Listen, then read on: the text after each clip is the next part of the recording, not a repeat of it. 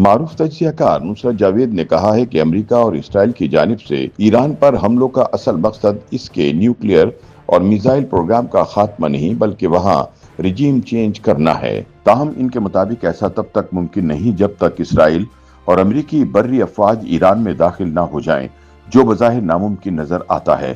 اپنے سیاسی تجزیے میں نصرت جاوید کہتے ہیں کہ محض فضائی حملوں اور دور مار میزائلوں کے ذریعے ایران میں حکومت کی تبدیلی کا خواب شرمندہ تعبیر نہیں ہو سکتا۔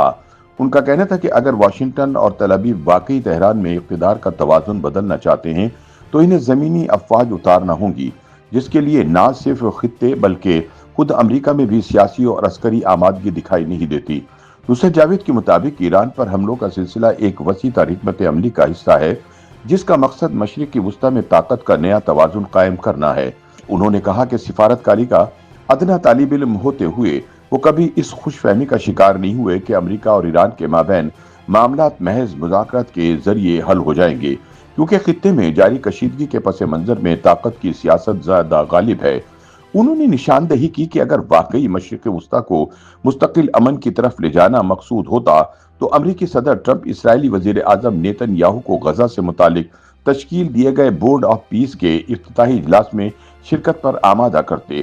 ان کے بقول نیتن یاہو نے اس اجلاس سے تقریباً ایک ہفتہ قبل واشنگٹن کا دورہ کیا اور دستاویزات پر دستخط بھی کیے، تاہم پہلے اجلاس میں شریک نہ ہو کر ایک واضح پیغام دیا۔ نصرت جاوید کے مطابق عالمی امور پر نظر رکھنے والے کئی حلقوں کا خیال تھا کہ ٹرمپ نے جان بوجھ کر نیتن یاہو کو افتتاحی اجلاس سے دور رکھا تاکہ پاکستان سمیت ان اسلامی ممالک کے رہنماؤں کو سبکی سے بچایا جا سکے جو اسرائیل کو تسلیم نہیں کرتے۔ تاہم سینئر صحافی کے نزدیک یہ بھی ممکن ہے کہ بورڈ آف پیس کا تصور محض ایک سفارتی چال ہو، جس کے ذریعے دنیا کو یہ تاثر دیا گیا کہ امریکہ غزہ میں مستقل امن اور معمولات زندگی کی بحالی کے لیے سنجیدہ ہے۔ انہوں نے کہا کہ ایران کے ساتھ مذاکرات کے معاملے میں تہران نے غیر معمولی لچک کا مظاہرہ کیا۔ ایرانی قیادت نے بارہا واضح کیا کہ اس کے روحانی رہنما خامنئی نے ایٹمی ہتھیاروں کی تیاری کو حرام قرار دیا ہے۔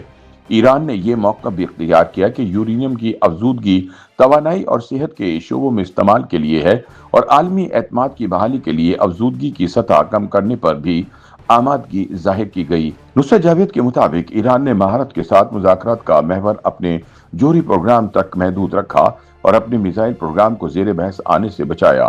ان کے بقول اسرائیل کے لیے ایران کا میزائل پروگرام قلیل مدتی تناظر میں زیادہ تشویش کا باعث ہے۔ اس لیے نیتن یاہو نے کھلے عام اندیہ دیا کہ اگر امریکہ ایران کے میزائل پروگرام کو محدود کرنے میں ناکام رہا تو اسرائیل خود کارروائی کر سکتا ہے۔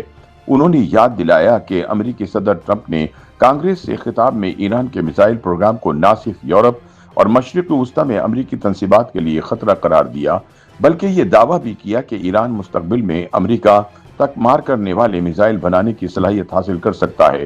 نصرت جاوید کے مطابق اس بیان کو سنجیدگی سے نہ لینے کے باعث خطے میں حالیہ حملوں پر حیرت کا اظہار کیا جا رہا ہے۔ سینئر صحافی نے کہا کہ اسرائیل کی جانب سے ایران پر حملے کے چند گھنٹوں بعد ٹرمپ کی ریکارڈ شدہ تقریر جاری ہونا اس امر کی غمازی کرتا ہے کہ واشنگٹن اس پیش رفت سے لا علم نہیں تھا۔ ان کے مطابق امریکی بیانیہ یہ رہا کہ ایران گزشتہ کئی دہائیوں سے امریکہ مخالف نعروں اور اقدامات میں ملوث ہے، لہٰذا موجودہ کشیدگی کو اسی تناظر میں دیکھا جانا چاہیے۔ انہوں نے امریکی وزیر خارجہ مارکو روبیو کی حالیہ تقاریر کا حوالہ دیتے ہوئے کہا کہ موجودہ امریکی قیادت عالمی نظام کو طاقتور ممالک کے حلقہ ہائے اثر میں تقسیم کرنے کی سوچ رکھتی ہے۔ ان کے بقول روس اور چین کے ساتھ مسابقت اور اشتراک کے تناظر میں ایک نئے طرز کے عالمی بندوبست کی بات کی جا رہی ہے جس میں مشرق وسطی کی سیاست کلیدی حیثیت اختیار کر چکی ہے۔ انہوں نے واضح کیا کہ ایران پر حملے کا ہدف محض جوہری یا میزائل پروگرام نہیں بلکہ ریجیم چینج بھی ہے۔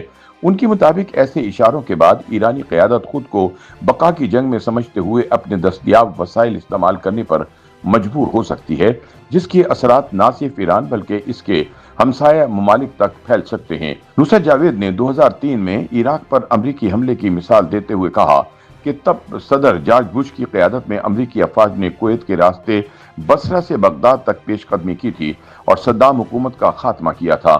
ان کے مطابق ایران کا رقبہ عراق سے کہیں زیادہ وسیع ہے اور وہاں زمینی مداخلت کے لیے بھاری فوجی نفری درکار ہوگی۔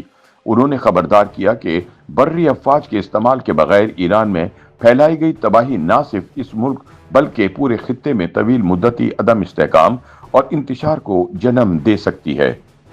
YouTube पर गूगली न्यूज देखने के लिए youtube.com की सर्च बार में गूगली न्यूज टीवी टाइप करें। गूगली न्यूज के पेज पर सुर्ख रंग के सब्सक्रिप्शन वाले बटन पर क्लिक करना ना भूलिए। YouTube पेज पर अपलोड होने वाली वीडियोस से बाखबर रहने के लिए बेल आइकन पर क्लिक कीजिए। आपको हर नई वीडियो के बारे में नोटिफिकेशन मौसूल हो जाएगा।